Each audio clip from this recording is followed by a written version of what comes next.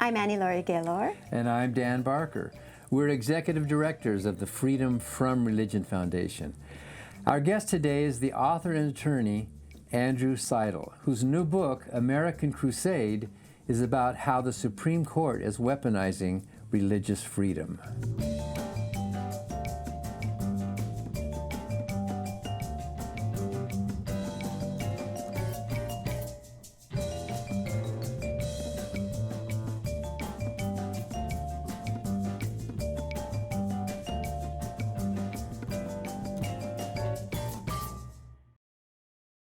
The Freedom from Religion Foundation, which produces Freethought Matters, is the nation's largest association of free thinkers. That's atheists, agnostics, and other non-believers. We invite you to join us in our vital work to keep our secular government free from religious influence. Become a member at FFRF.org or ask for a complimentary copy of our newspaper, Freethought Today. Freedom depends on freethinkers. Watch prior episodes of Freethought Matters on FFRF's YouTube channel.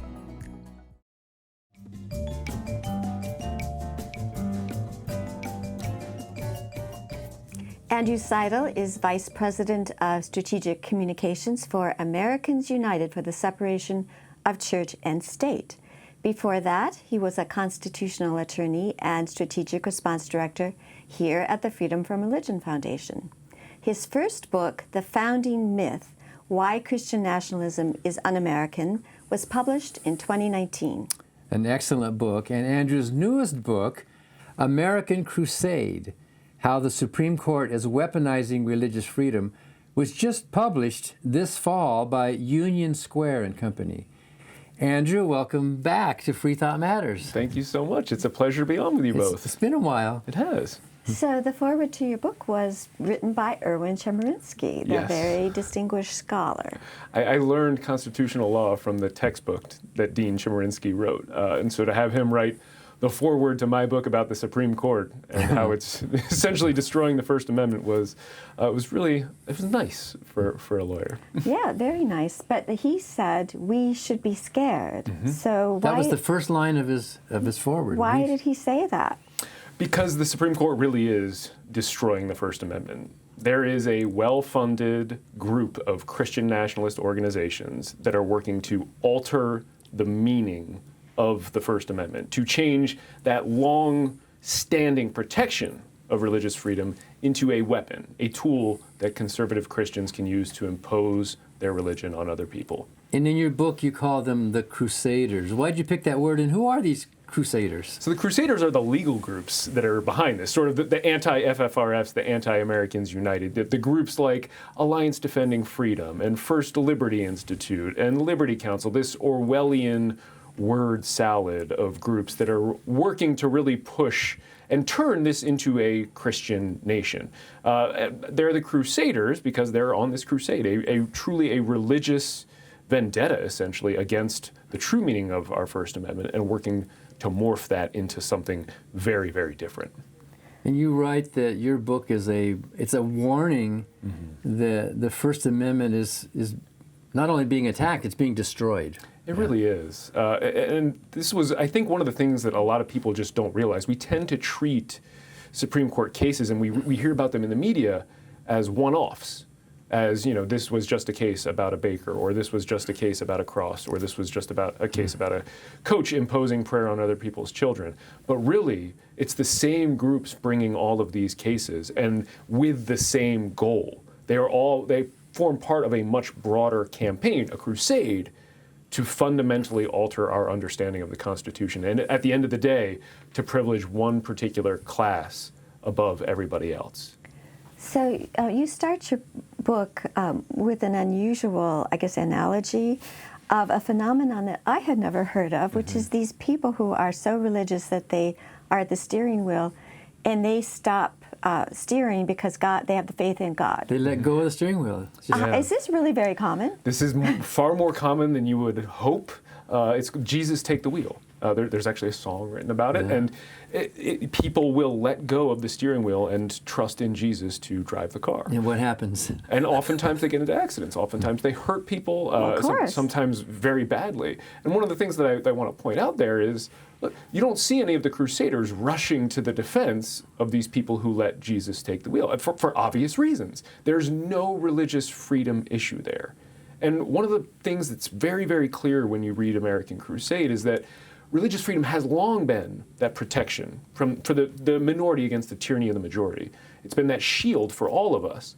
But now it's turning into this tool of privilege, this weapon. And it becomes obvious that it's being changed when you look at these cases like people letting Jesus take the wheel. And there's no crusader rushing to the defense of these people and saying, look, they have a belief that God is going to help them drive the car. That is a religious freedom question, therefore they get to exempt themselves from basic traffic laws. It's not happened yet, though there's actually some alarming legislation that we've seen. But with some of these religious freedom cases, they're actually harming people, maybe not driving cars into them, but their actions are actually harming American citizens, right? Precisely. And this is what I mean when I write that the Supreme Court is weaponizing religious freedom. Because religious freedom has always meant that we were protected from government overreach. It has never, ever in the history of our country been a license to violate somebody else's rights, to harm another person, or to impose your religion on them. And that is precisely what we are seeing changing. Instead of being about government overreach, it's about a tool, a weapon, a license to impose that religion on other people. And that is the big change that we've seen in the last decade in front of this court. That's the crusade that I'm warning about. So do you want to talk about some of those cases? Oh, I'd love to. Absolutely. Well, dig in. One of the things that I really loved about the book was I loved digging into this kind of research. And any one of the cases that appear in the book could have been its own. Yeah, exactly. You know, I try to do one chapter per case, but each one could have easily been a book. I think the chapter that I'm most proud of is the chapter on the Masterpiece Cakeshop case. This is the gay wedding cake case out of Colorado that people may remember. I was the first person to interview the couple after that case came down. And I spent a lot of time speaking with Charlie. You mean the and couple David. That was denied? The gay Exactly. couple? Oh. The couple that was discriminated against by the bakery. I spent a long time interviewing them. They really gave me a lot of their time and their trust. And I think people tend to forget how that case actually shook out. What the Supreme Court said was that the Colorado Civil Rights Commission, which is the local state group that's in charge of enforcing the Civil Rights Act, that group was hostile to the baker's religion. That it was essentially that there were a couple of commissioners that said mean things about the baker's religion. And I spoke with the two commissioners that our Supreme Court essentially labeled anti-religious bigots. I interviewed them for the book. And this is one of the things that I think makes American Crusade different. It doesn't just take the Supreme Court at its word about what happened in these cases. I really dug in to tell you, the reader, the truth about what actually happened in these cases. And, a lot of these cases, I was on the front lines arguing. So if the court had not been able to point to that supposed hostility, might they have ruled correctly on the merits, or were they just ducking ruling on the merits? I think they were looking for an out in this case. They manufactured hostility against the bakery to decide in favor of the bakery, to avoid a larger question, which they're likely going to get to this term in the 303 creative. Yeah. But to go back to the people that you interviewed, without giving away everything in your book, tell us what you learned. Well, I learned about their experience in the courtroom, how they grew together, the true story of what actually happened that day. This was one of the really remarkable things about that case, is that case started off with a business discriminating against a couple that was protected by a civil rights law. That's what that case was about. It was about discrimination and whether or not a business can discriminate. But it became, because of the Crusaders and their really remarkable and powerful and wealthy public relations arm, they have a whole media channel devoted to their lies, it became a case about a poor, persecuted Christian artist that just wanted to decorate his cakes in the way he saw fit and that his Bible required. They really did a remarkable job of completely turning that narrative on its head and taking the focus off of the couple that was discriminated against. They turned it into free speech? Free speech and free religion. Well, he was hardly an artist in a studio making his own paintings, and somebody came in and said, you have to paint gay couples getting married, right? I mean, this was a limited liability corporation. And this is what people forget. It wasn't a baker, it was a bakery organized and protected under the laws of the state of Colorado. And those protections come with certain responsibilities, including you have to obey civil rights laws. And those laws are just like all of the other things that apply to limited liability corporations, environmental protections, taxes, all of these things that are perfectly acceptable regulations to impose on a business. All of a sudden, they get to exempt themselves because their Bible says so. Colorado did the right thing. It was Correct. Supreme Court is the villain here, right? Colorado did the right thing. Every court to look at this case throughout did the right thing until it got to the Supreme Court. And this is one of the themes in the book, is that this Supreme Court wants to take these cases. Another is that this Supreme Court wants to weaponize religious freedom. That's why it's taking these cases and doing its best to change and reverse engineer decisions to arrive at that perverted, weaponized view of the First Amendment. Now, you use this term, your book is called American Crusaders, and you use the term Crusaders. Is this something that you have come up with just as a shorthand? It was shorthand when I was initially writing, and the more I used it, the more I realized how fitting it truly was. The crusade, the Roberts Court really called for this crusade in this 2010 case involving a cross in the Mojave Desert. I know you'll remember this one, but this was a cross in the middle of 1 million acres of land, and very clearly unconstitutional by all precedent. Unconstitutional. And so Congress actually steps in and says, well, we're going to transfer this little tiny piece of land under the cross, less than an acre, to a group that will keep the cross up. So that's a congressional action that is meant to keep a constitutional violation in place to maintain a Christian cross. Because now that it's private property, it's not violating state-church separation. Theoretically, except that land transfer itself is a violation of the separation of church and state. It was a sham, and everybody involved knew it was a sham. And the Supreme Court upheld that sham. They said that did not matter as much as the Constitution did not matter as much as maintaining the cross. But it was better than the Bladensburg case that we later got, where they said you can keep a huge, I forget, 36 by 40 foot tall cross on public land. And I mean, you can draw a direct line from the Mojave case to the Bladensburg cross. In the Mojave case, when the court approved that sham, that the court was announcing that it was open for business. It was asking the Crusaders to bring these cases to it very, very clearly, and the Crusaders heard that call.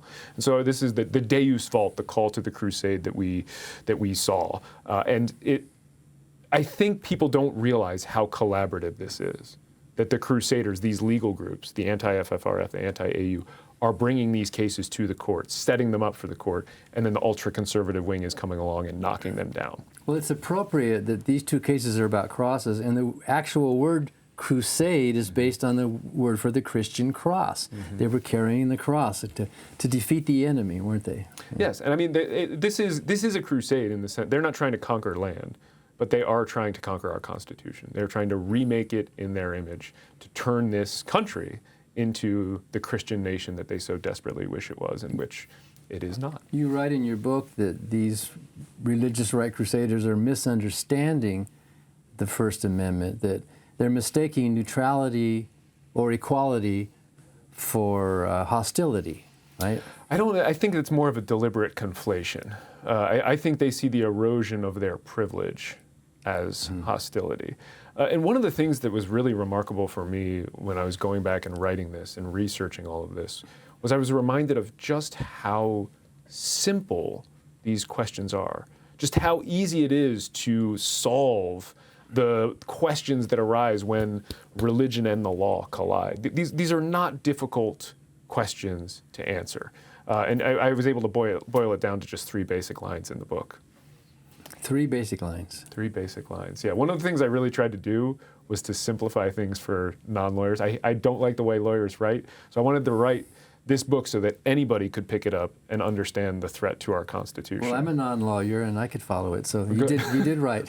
So we are talking with author and attorney Andrew Seidel about his newest book, American Crusade, How the Supreme Court is Weaponizing Religious Freedom. And Andrew, when you come back, we want you to explain why you are critical of the concept of religious tolerance.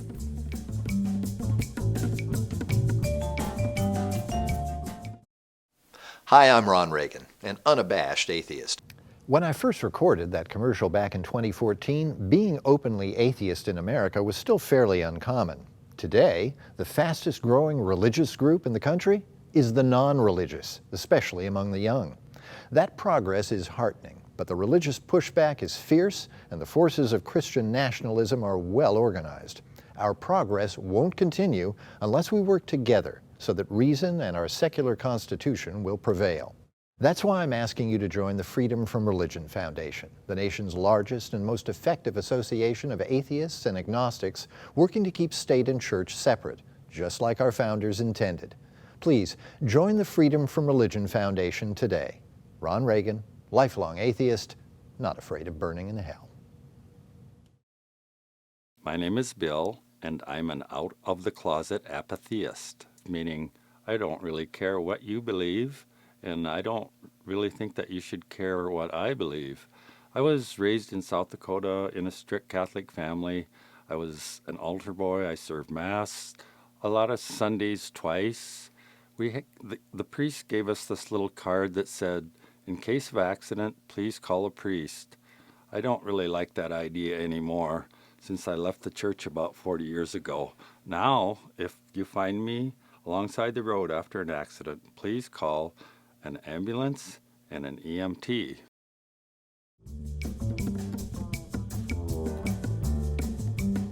So, Andrew, I'm wondering if you can explain what you mean by the idea that tolerance is a bad thing. Yeah, I mean, tolerance assumes power that is not exercised. You tolerate things that you may not like. You tolerate mosquitoes. You tolerate. I don't tolerate mosquitoes. Bite you. I don't tolerate. You tolerate things that are maybe not the best. And now that's just a little bit of wordplay. But the real point there is that if you base a system of religious freedom instead on religious tolerance, you are giving somebody power over that religion, and you are depending on them not to exercise that power. And that's not the system that we set up here. Thomas Paine was actually, as you know, critical of the idea of religious tolerance. He said that tolerance and intolerance are basically two sides of the same coin. I'm paraphrasing there. That is not the system that we have chosen to set up here. What we have instead is a system where your right to believe is absolute, but your right to act on that belief is not. You have full freedom of thought, but you do not have the freedom to act on that belief. Those people who believe that Jesus is going to take the wheel, they can believe that, but if they act on that, the civil law can step in. We can fine them, maybe take away their license, maybe send them to jail.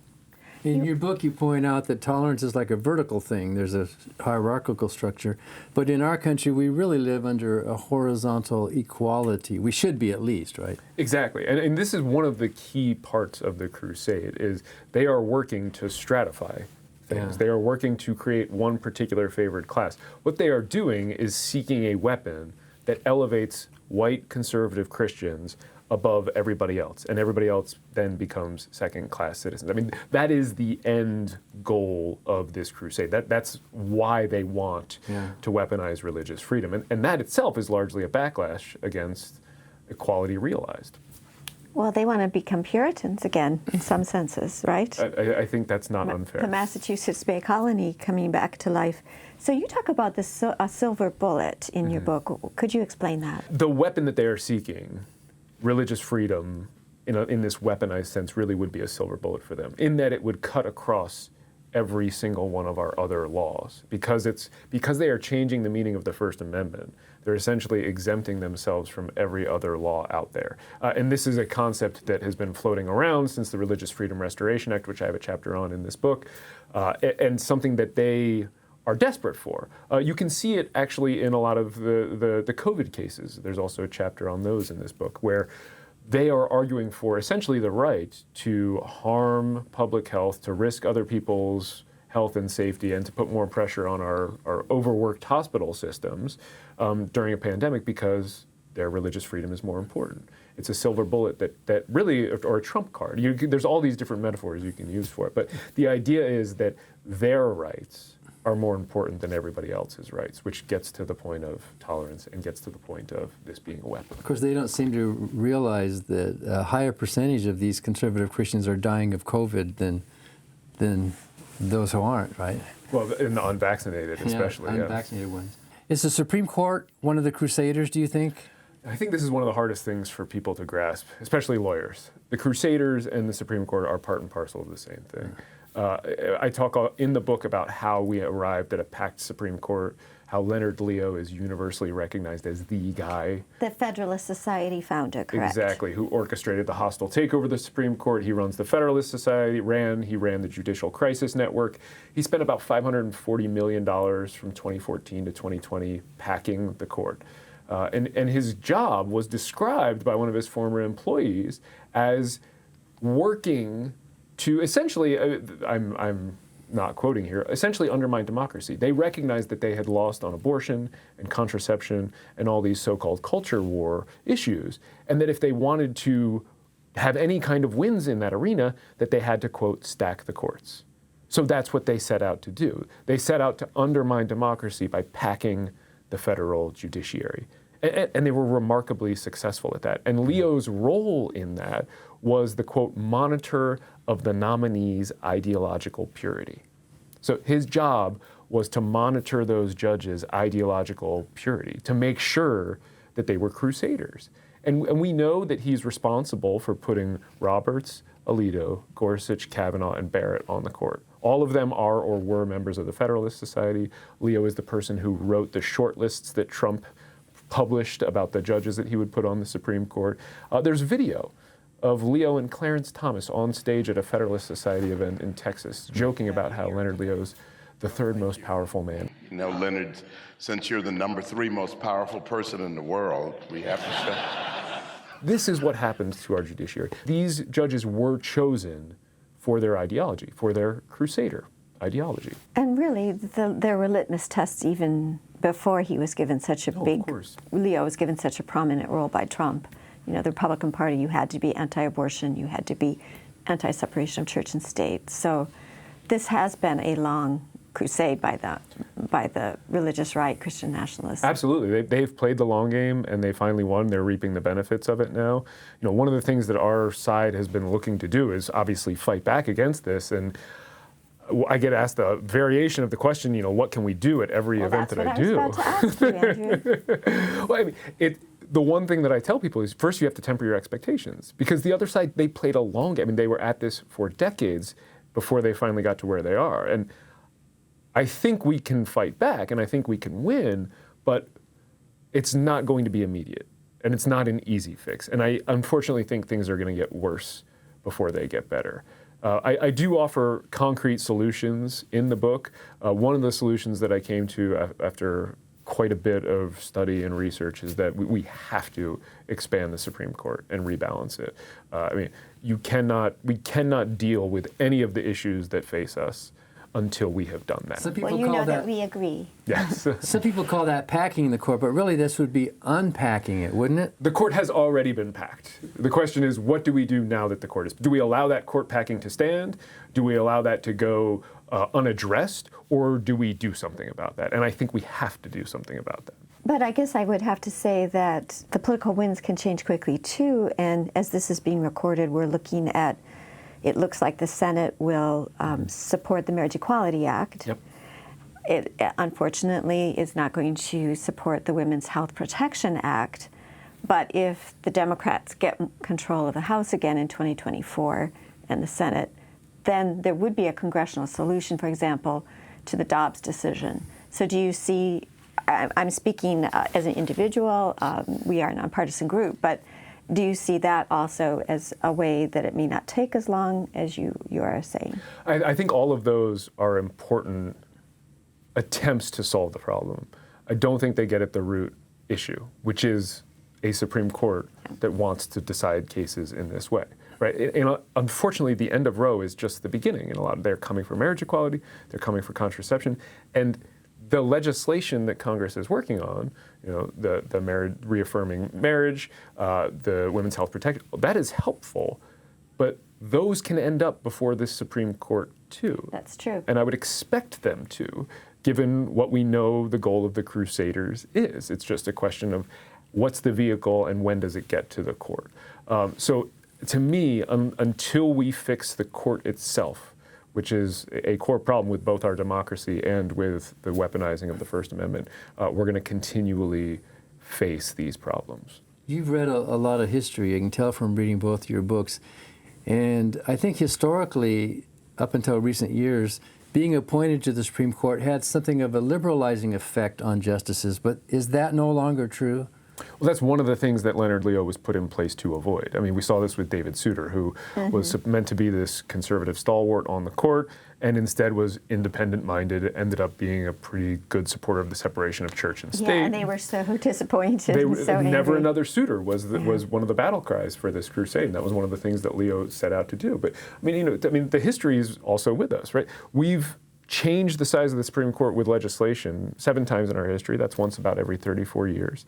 And it's been done politically too, right? People forget, Mitch McConnell changed the size of the Supreme Court down to 8 when it suited him and his politics for more than 400 days, more than a year, more than a full term. And then when it was convenient, he knocked it back up to 9. This is what we do in our country. And we have a 3-part system of government. And when one part gets out of control, and our Supreme Court is drunk with power right now, it is up to the other 2 branches to check that 3rd branch. That the institutionalist argument right now is Congress and the president need to check this out of control Supreme Court. And the best way to do that is to expand the court. Well, you'll get no argument from us. Well, your book is very informative, and you go into great detail on many of other cases, historically and current cases. Which we don't have time to go into, but you really do go through the whole gamut. And one of the things that was frustrating writing this is that the pace of the crusade is changing. I mean, they're constantly bringing more cases. So there's actually already an update for free on my website for everybody who gets the book. There's a link in the book itself, so you can go read about what is happening right now with the court too. Well, thank you, Andrew Seidel, for your book. The book is called American Crusade. Thank you for being with us today. Thank you. And thank you for watching Freethought Matters. Because free thought matters.